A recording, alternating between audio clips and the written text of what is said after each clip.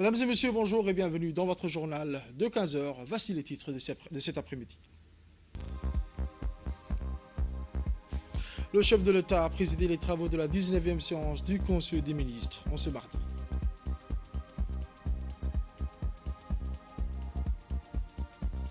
Autre actualité nationale, une conférence sur la protection et la préservation des récifs coralliens.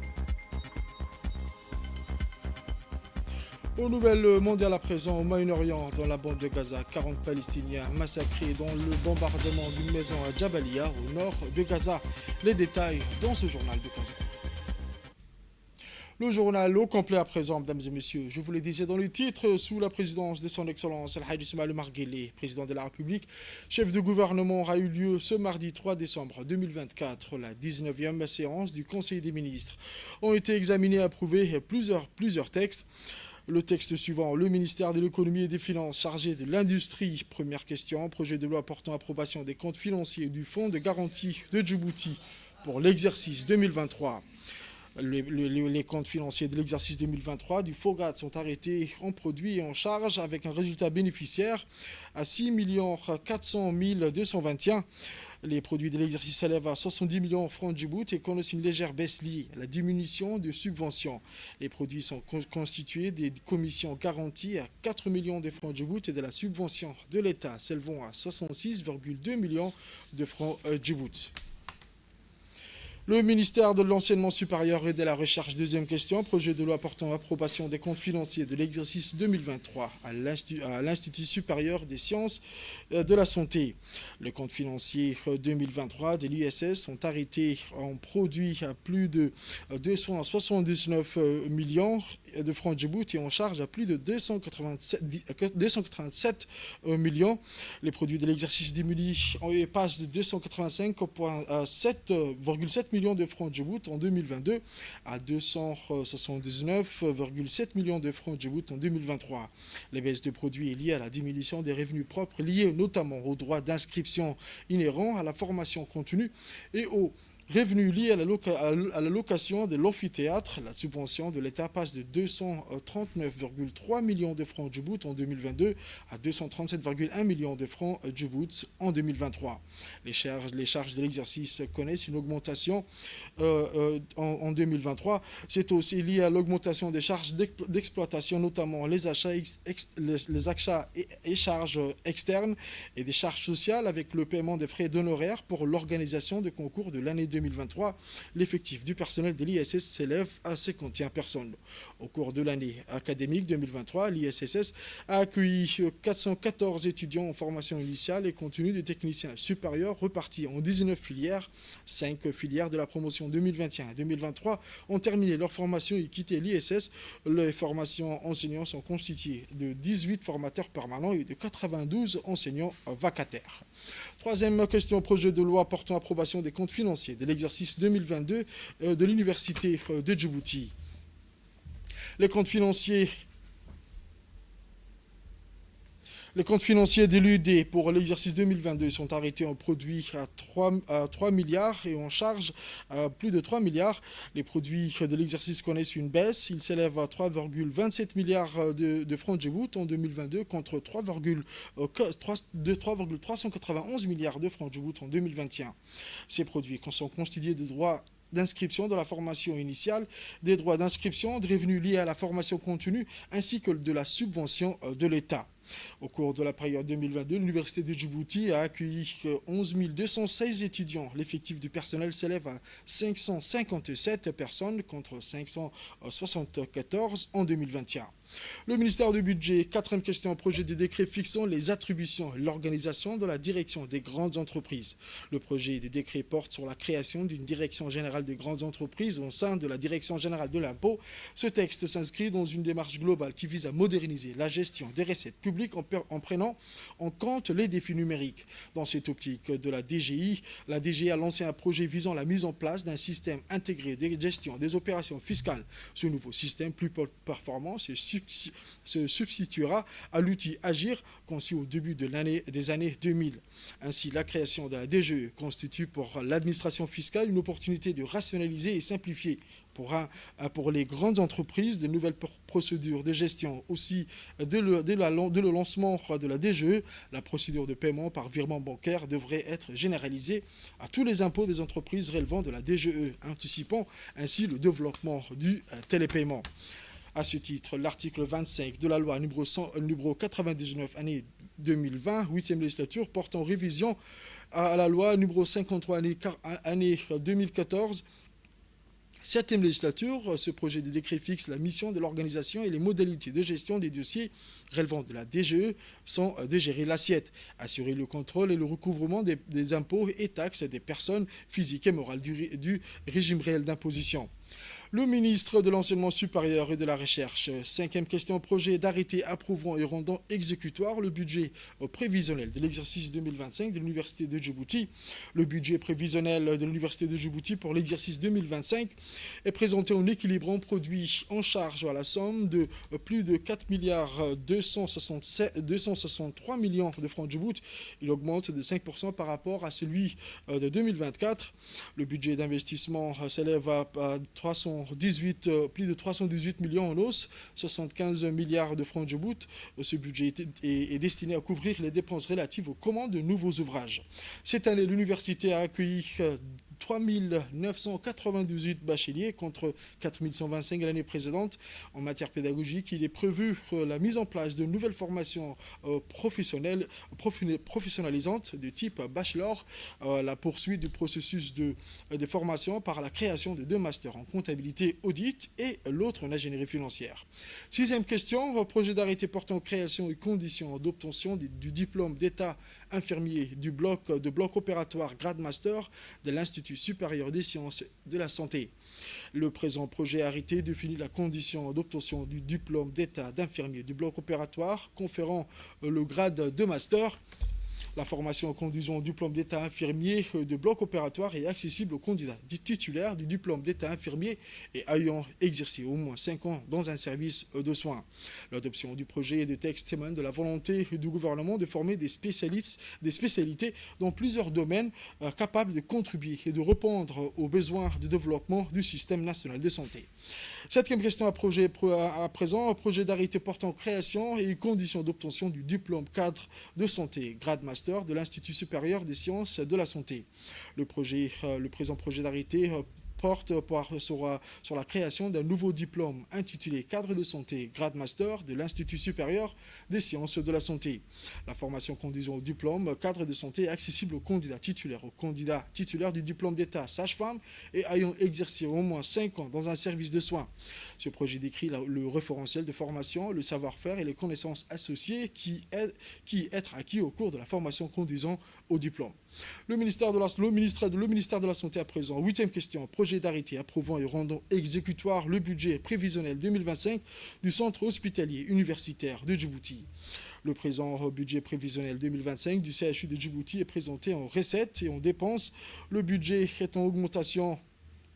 Il passe de 5,1 milliards de francs Djibouti en 2024 et 5,4 milliards de francs Djibouti. Les recettes du CHU de Djibouti sont constituées des revenus des prestations de 1,8 milliard de francs Djibouti et de la subvention de l'État de 3,5 milliards de francs Djibouti, dont 678 millions de francs Djibouti destinés à l'investissement.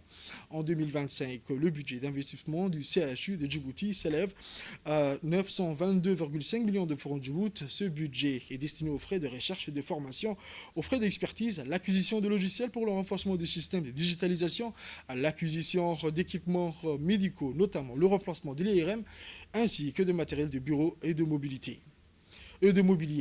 Ministère du Commerce et du Tourisme, 9e question, projet d'arrêté portant l'approbation du budget prévisionnel de l'Office djiboutien de la propriété industrielle et commerciale ODEPIC de l'année 2025. Le budget prévisionnel 2025 de l'ODEPIC est présenté en équilibrant entre produits et charges, plus de 312 millions de francs Djibouti. Il n'y a pas de variation dans le budget car celui de 2024 a été reconduit.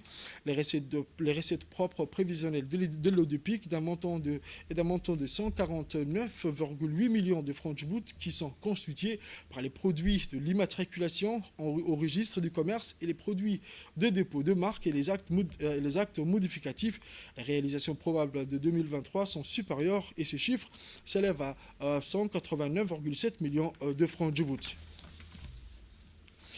Les matriculations au registre du commerce connaissent une progression constante. Le nombre de créations d'entreprises morales et physiques au premier semestre 2024 s'élève à 646. Les marques déposées, les renouvellements de marques, ainsi que les dessins et les brevets. L'ODEPIC prévoit en 2025 le déploiement de la stratégie de la promotion de la propriété industrielle, la migration totale vers le système d'IPSA 4 Cloud et la valorisation des produits du territoire. Communication à présent, le ministre de la Justice et des Affaires pénitentiaires chargé des droits de l'homme a fait un compte rendu sur sa visite de travail qu'il a effectuée au Botswana le 29 novembre 2024. Le ministre a également fait rapport sur sa visite à Dakar dans la cérémonie commémorative du 80e anniversaire du massacre de Tiaroye qui a eu lieu le 1er décembre 2024. Le ministre de l'Enseignement supérieur et de la Recherche a fait un compte rendu sur sa participation à sa 16e édition du forum MedDays ayant pour thème souveraineté et résilience vers un nouvel équilibre mondial qui s'est tenu du 26 au 30 novembre 2024 à Tanger, Maroc. Le ministère de l'Énergie chargé des ressources naturelles a fait un rapport sur sa participation à la 16e édition annuelle du salon minier qui s'est tenu du 26 au 28 novembre 2024 à Dubaï. Le ministre de l'Environnement et du Développement durable a quant à lui fait un compte rendu sur sa visite de travail qu'il a effectuée le 28 novembre 2024 à Yaoundé, le Cameroun. Le secrétaire d'État chargé des investissements et du développement du secteur privé a ensuite fait un rapport sur sa visite de travail qu'elle a effectuée du 23 au 26 novembre à Riyad, en Arabie Saoudite. Lors de cette visite, une convention de promotion et de protection des investissements a été signée. Dialogue ministériel sur les finances à Riyad, débloquer les financements publics et privés pour la restauration des terres et la résilience à la sécheresse. Après l'ouverture officielle hier à Riyad, la délégation, le dialogue ministériel sur les finances s'est poursuivi aujourd'hui à Riyad, avec pour thème central débloquer les financements publics et privés pour la restauration des terres et la résilience à la sécheresse. Le ministre de l'Agriculture, de l'Eau et de l'Élevage, accompagné d'une forte délégation, a pris part aux échanges. Ces discussions approfondissent les approches et mécanismes financiers nécessaires pour faire face aux défis de la dégradation des terres et de la sécheresse, tout en renforçant la résilience des communautés les plus touchées. Actualité mentionnée dans les titres à présent, sous le patronage de l'autorité des ports et des zones franches, un symposium d'envergure a été organisé ce dimanche, le 1er décembre, à Île Grande Hôtel. Les zones franches ont organisé hier matin une conférence de sensibilisation portant sur le thème la protection et préservation des récifs coralliens, patrimoine naturel de notre écosystème marin. La conférence a mis en lumière un sujet crucial pour la santé de nos écosystèmes marins. Les récifs coralliens, souvent qualifiés de forêts tropicales de la mer, jouent un rôle essentiel non seulement pour la biodiversité marine, mais aussi pour la protection des côtes et le soutien des moyens de subsistance des millions de personnes. Cette conférence, la première de son genre, a réuni les autorités portuaires du pays, dont le président des autorités des ports et des zones franches, Aboubakar Omar Hadi, le chef des corps de la marine et de la garde-côte, des opérateurs touristiques, des membres des associations de la société civile, intervenant dans le domaine de la protection de nos écosystèmes marins, ainsi que des particuliers, dont des experts et chercheurs.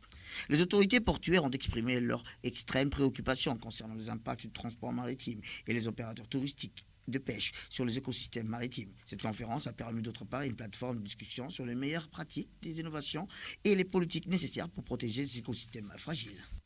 Cette conférence a pour objectif de présenter le récif corallien, l'écosystème dans son intégralité et la richesse qu'il procure aux côtes de Djibouti. En effet, ses fonctions sont multiples pour la production de poissons pour la pêche, également la préservation des côtes, la production d'oxygène dans le milieu marin et de nombreuses ressources pour les hommes vivant sur le littoral. Que nous sommes ici pour présenter cette conférence et que c'est suite à une semaine en fait, que nous venons de passer dans les eaux de Djibouti où on a fait en fait, une expertise des récifs coralliens sur les îles Moucha et en particulier et Mascali et en particulier en fait, dans l'aire marine protégée. On écoute à présent le secrétaire général du ministère de l'Environnement qui a indiqué que il a souligné l'importance de sensibiliser les institutions nationales sur l'importance de protéger ces habitats vulnérables. Les récifs coralliens absorbent l'énergie des vagues et concourent à la réduction de l'érosion des bords côtiers. Ils réduisent les dommages en cas de tempête, ouragans et autres cyclones, ainsi que dans une certaine mesure l'énergie des tsunamis. Ce faisant, ils protègent à la fois les écosystèmes se trouvant entre les récifs et les côtes, comme les lagons abritant des herbiers, par exemple, et les installations humaines implantées en bord de mer. Le littoral de la République de Djibouti est caractérisé par des écosystèmes riches en récifs coralliens situés le long des côtes et des prés des îles. Les coraux se forment sur un plateau continental étroit le long de la majorité des côtes et aux alentours des îles. À Djibouti, 260 espèces de coraux ont été identifiées. Nos coraux sont généralement en bon état, mais sont menacés par les activités humaines. En plus des aléas du changement climatique qui menacent gravement ces habitats côtiers vulnérables, et plus largement de la faune et la flore marine djiboutienne, les ordures provenant des navires peuvent être tout aussi mortelles pour la faune et les flores marines que les hydrocarbures ou les produits chimiques. Ces derniers mois, nous avons assisté à des actes inhabituels de bateaux qui ont endommagé les coraux. Afin de conserver la biodiversité marine, le ministère de l'Environnement a institué plusieurs marines protégées, dont les îles Moucha et Mascali. Monsieur Aboubakar Omar Hadi, président de l'autorité des ports et des zones franches, a indiqué que ce symposium intervient dans un contexte alarmant. On écoute ses propos. Les récifs coralliens, véritable trésor naturel, abritent une biodiversité exceptionnelle et jouent un rôle clé dans la régulation de nos écosystèmes côtiers.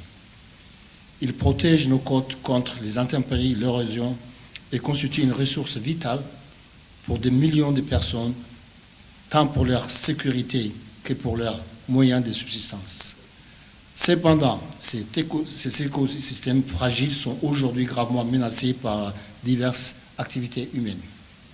Parmi les menaces figure la pollution terrestre, ce qu'on appelle en anglais land-based pollution, avec des conséquences dramatiques qui contribuent au réchauffement climatique. La situation est particulièrement préoccupante dans la mer Rouge, notre mer.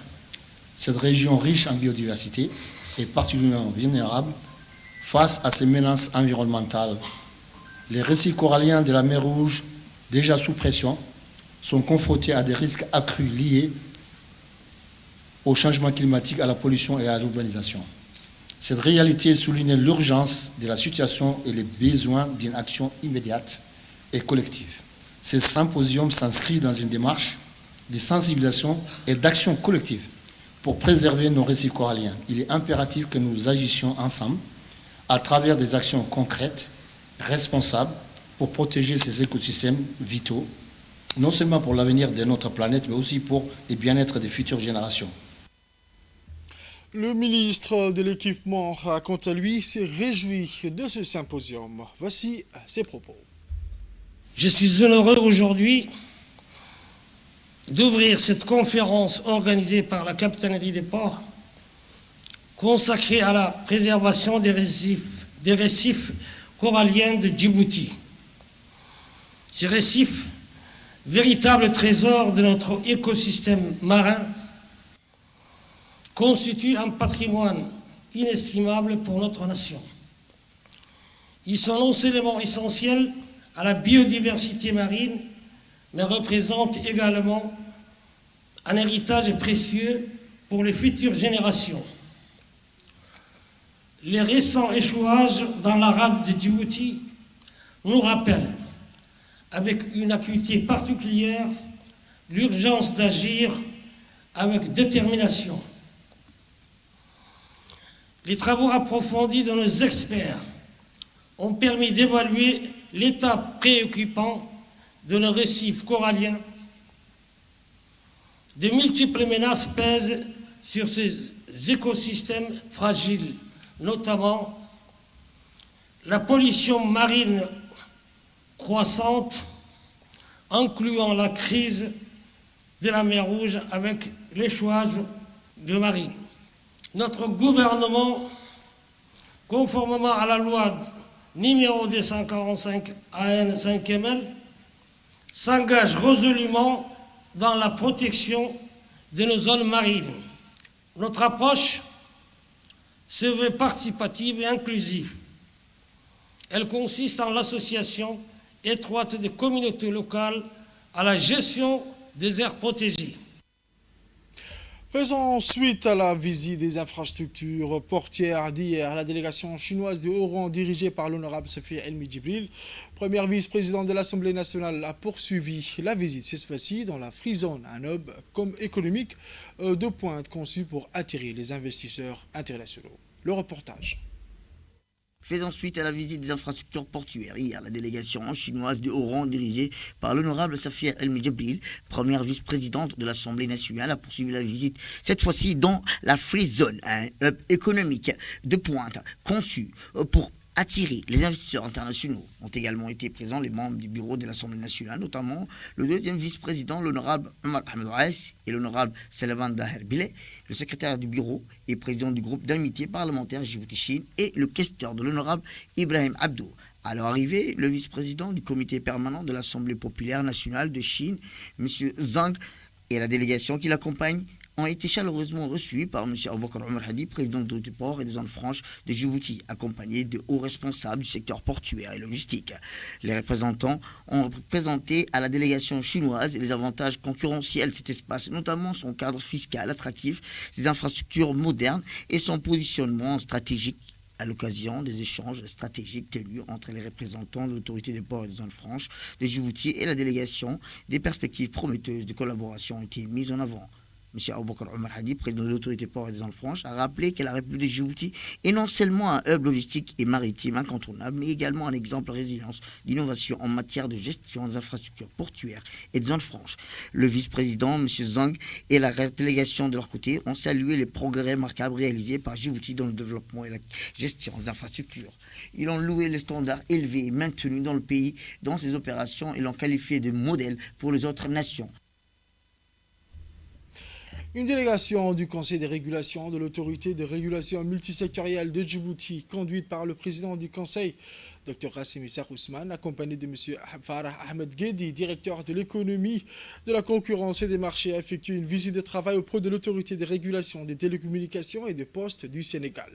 Cette mission, placée sous le signe du partage d'expériences et de l'apprentissage, visait à permettre à la délégation djiboutienne de s'imprégner des bonnes pratiques et de renforcer ses capacités dans plusieurs domaines clés. Au cours de cette visite, la délégation a été accueillie par le président du collège de l'ARTP du Sénégal, avec qui elle a échangé sur les défis et les solutions pour une régulation efficace et pérenne. Ces discussions fructueuses ont jeté les bases d'un partenariat technique renforcé entre les deux institutions. Autre actualité de ce journal, hier matin, lundi 2 décembre, le ministère de la Santé a célébré, à l'instar de tous les pays, la journée mondiale de la lutte contre le sida, ayant pour thème cette année, suivant le chemin des droits, notre santé, nos droits. Le reportage avec Fardouz. Le ministère de la Santé a célébré hier, à l'instar de tous les pays, la journée mondiale de lutte contre le sida, ayant pour thème cette année suivant le chemin des droits, notre santé, nos droits. C'est au centre Younis Toussaint que s'est déroulée la cérémonie de célébration avec une porte ouverte pour sensibiliser les élèves du lycée d'État de Djibouti. Le ministère de la Santé a décidé donc de diffuser sur tout l'étendue du territoire national des messages de sensibilisation de masse à travers des événements inclusifs et participatif. Des séances de dépistage volontaires seront organisées un peu partout dans le pays afin d'encourager vivement chacun à connaître son état sérologique vis-à-vis du VIH et ainsi accéder aux services de prévention de traitement des soins. Le dépistage du VIH est essentiel pour étendre la couverture du traitement et s'assurer que les personnes vivant avec le VIH puissent mener une vie productive et en bonne santé. Dans son intervention, le secrétaire général a mis l'accent sur l'importance du dépistage volontaire contre le VIH-Sida, mais il a également remercié les organisateurs de cette cérémonie. Faire passer un petit message surtout à nos jeunes qui se trouvent au sein de Younis Toussaint. Nous avons des lycéens qui sont là. Je voudrais leur dire à tout le monde d'ailleurs, à toute la population, de se faire dépister. le dépistage est gratuit, d'aller dans les centres pour connaître sa situation sérologique. Donc allez vous dépister. Nous allons, nous les cadres du ministère qui sommes au centre Ionissan, nous allons nous faire dépister aussi. Et donc j'encourage tout le monde à se faire dépister. Dans le cadre du projet de renforcement des capacités techniques et opérationnelles du Forum d'action des associations et ONG nationales pour le développement durable, les ONG PLA et IRICA ont organisé une formation spécialisée sur les techniques et méthodologies de recherche et d'évaluation. L'événement s'est déroulé au Palais du Peuple du 3 au 5 décembre 2024. Cette formation, qui a réuni des acteurs clés du secteur associatif, avait pour objectif de renforcer les compétences de participation dans l'évaluation des projets de développement durable afin d'assurer une meilleure efficacité des actions menées sur le terrain. Les intervenants ont partagé des outils pratiques et des approches méthodologiques adaptées aux défis locaux. La formation a permis d'aborder des thématiques telles que les techniques de collecte des données, les méthodes d'analyse également.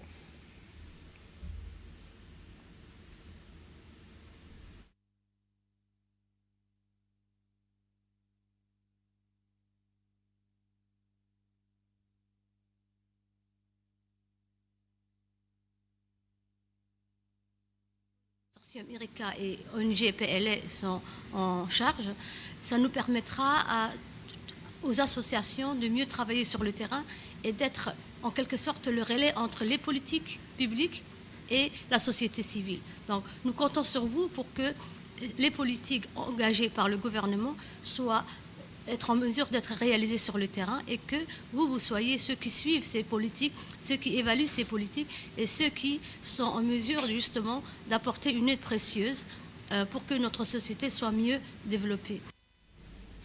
Le président de l'ONG PLA a indiqué que cette initiative s'inscrit dans la volonté de fournir aux acteurs de la société civile les outils nécessaires pour évaluer et améliorer les impacts des projets sur le terrain. Grand plaisir pour moi de procéder à l'ouverture de cet important atelier de formation sur les techniques et méthodologies de recherche et d'évaluation en des politiques et stratégies publiques pour la mise en œuvre des objectifs du développement durable sur les thématiques cibles, eau et assainissement et effets du changement climatique, énergie renouvelable au niveau national et local. Cet atelier constitue également le lancement du projet de renforcement des capacités techniques et opérationnelles du Forum d'action des associations et ONG nationales pour le développement durable du Forum, financé par l'Union européenne et exécuté par le consortium ONG PLA et IRICA, représenté ici par la vice-présidente Mme Amina. Pour rappel, le réseau du Forum regroupe une quarantaine d'associations et ONG nationales des Djibouti-Ville et de ces régions, sélectionnées sur la base de leur dynamisme et expérience d'action dans les thématiques cibles. Il a été créé, institutionnalisé en mai 2023 sous le haut patronage du ministre de l'Intérieur et en présence de plusieurs responsables du département sectoriel et de représentants des partenaires dans l'Union européenne, dans le cadre du programme d'appui à la société civile du ministère des Finances, financé par l'Union européenne. Le forum dispose de son récépissé et un plan d'action stratégique triennal budgétisé. Les objectifs du présent projet visent à renforcer et opérationnaliser le forum en lui permettant d'exécuter son plan d'action triennal et de pérenniser son implantation au niveau national et au niveau de la région de la Corne de l'Afrique en matière de plaidoyer, de communication et de partenariat pour le développement durable. Ceci est un pas important pour le développement durable et la promotion des bonnes pratiques dans le secteur, a mentionné le secrétaire général du ministère de l'Environnement. Cet atelier de formation est très importante puisqu'elle permettra de renforcer la capacité des membres de cette organisation et la participation des associations, des ONG à la mise en œuvre des projets relatifs à l'eau et l'assainissement est très importante. Vous savez que le changement climatique prend de plus en plus d'ampleur. Les sécheresses sont de plus en plus longues. Lorsqu'il pleut, les inondations sont de plus en plus dévastatrices. Et donc aussi bien dans le milieu rural que dans le milieu urbain, il est important de s'adapter aux conséquences du changement climatique. Et dans ces actions d'adaptation, les actions des associations, des ONG, de la société civile est très importante parce qu'ils sont proches de la population, ils sont sur le terrain. Ces ONG sont aussi les partenaires des ministères techniques que je représente ici. Ce sont aussi les partenaires de développement, des bailleurs de fonds. Vous savez que les bailleurs de fonds réservent un certain pourcentage de financement aux ONG, aux associations. Et donc, il faudra être bien organisé, bien formé pour capter ce financement et pour utiliser sur le terrain les projets de lutte contre le changement climatique. Et nous avons besoin, en tant que ministère technique, de l'appui des ONG. Nous avons besoin des ONG bien structurées, bien formées, capables de mettre en œuvre des projets sur le terrain et capables aussi de faire des plaidoyers auprès des populations, de sensibiliser la population, de former la population aux conséquences du changement climatique, mais aussi à des actions qu'on peut mener dans le domaine de l'eau, dans le domaine de l'agriculture, pour s'adapter au changement climatique. Autre actualité nationale, le projet Play to Learn de l'USAID, mis en œuvre par Mott MacDonald, a organisé hier en collaboration avec le MENFOP une cérémonie de remise des kits scolaires et de support pédagogique aux élèves de l'école privée Belal. Cette initiative s'inscrit dans le cadre des efforts du gouvernement de Djibouti et de l'USAID pour réduire les barrières financières et sociales qui limitent l'accès à l'éducation préscolaire, en particulier à de nombreux enfants. Elle vise à améliorer l'accès à une éducation préscolaire de qualité, inclusive et équitable pour les enfants des familles défavorisées à Djibouti. Cet événement, qui a réuni des représentants de l'USAID, du MENFOP, des écoles privées partenaires et des parents, illustre l'engagement collectif pour offrir aux jeunes enfants djiboutiens les supports pédagogiques nécessaires à leur apprentissage et à leur développement. Des kits contenant des fournitures essentielles ont été remis aux enfants, tandis que les enseignants ont bénéficié de matériel pédagogique et autres supports didactiques pour renforcer leur pratique éducative basée sur la pédagogie ludique. Dans son discours, la directrice adjointe de l'USAID à Djibouti a souligné l'importance de cette initiative. La représentante du MENFOP, Mme Fouzi, chef de service du préscolaire pour sa part, a mis en avant l'importance de ce partenariat pour renforcer les capacités des écoles préscolaires privées et garantir un environnement d'apprentissage stimulant pour tous les enfants, quelles que soient leurs conditions. Un parent prenant la parole en langue locale au nom des familles bénéficiaires a exprimé sa gratitude en déclarant ce soutien est une chance pour les enfants. En distribuant ces kits et matériel didactique et pédagogique, l'USAID et ses partenaires réaffirment leur détermination à offrir aux enfants djiboutiens les opportunités nécessaires.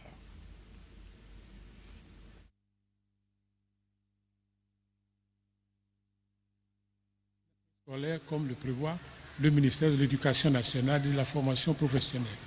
Donc c'est ainsi qu'on a identifié un parent qui est ici, qui a des jumeaux qui sont dans la salle, que nous allons peut-être voir tout à l'heure, donc qui nous a permis de montrer cet appui que le gouvernement, en collaboration avec l'USAID, apporte pour assurer l'accès équitable et inclusif à tous les enfants.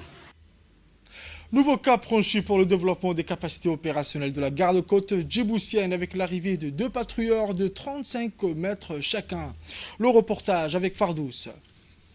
La côte djiboutienne vient de recevoir 2 patrouilleurs de 35 mètres chacun. Les 2 patrouilleurs sont arrivés au port de Djibouti à bord du Furong Sang, puis ont été mis à l'eau le 1er décembre 2024 avant de rejoindre le pont flottant mis en place pour leur usage. Dénommés Saad Omar Guili et Mohamed Ali Kako, ces 2 patrouilleurs sont le fruit de l'excellence des relations entre la République de Djibouti et le Japon et ont été acquis par la garde-côte djiboutienne dans le cadre de la 3e phase du projet de renforcement des capacités piloté par la garde-côte djiboutienne et l'agence japonaise de coopération internationale, la JICA. Ces 2 patrouilleurs vont renforcer de manière significative la portée des missions de sécurité et de sûreté maritime de la garde-côte djiboutienne, tant au niveau national qu'au régional. Dotés des dernières technologies de navigation et adaptés aux conditions maritimes locales, ils représentent un atout considérable pour l'exécution des missions de l'institution.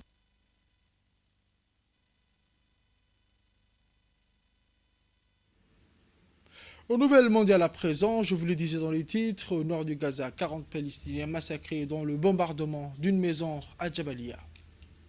À Gaza, la défense civile a annoncé que plus de 40 Palestiniens avaient été tués à la suite d'un bombardement israélien contre une maison du camp de Jabalia au nord de la bande de Gaza, théâtre d'un génocide et d'un nettoyage ethnique qui dure depuis octobre 2023, faisant plus de 149 000 victimes palestiniennes entre morts et blessés, pour la plupart des enfants et des femmes, et plus de 11 000 disparus dans un contexte de destruction massive, de famine, meurtrière, faisant des dizaines de victimes, dont des enfants, des personnes âgées, dans l'une des pires catastrophes humanitaires au monde. Israël poursuit ces massacres, ignorant 2 mandats d'arrêt émis par la Cour pénale internationale le 21 novembre contre son premier ministre Benjamin Netanyahu et l'ancien ministre de la Défense Goland pour avoir commis des crimes de guerre et des crimes contre l'humanité.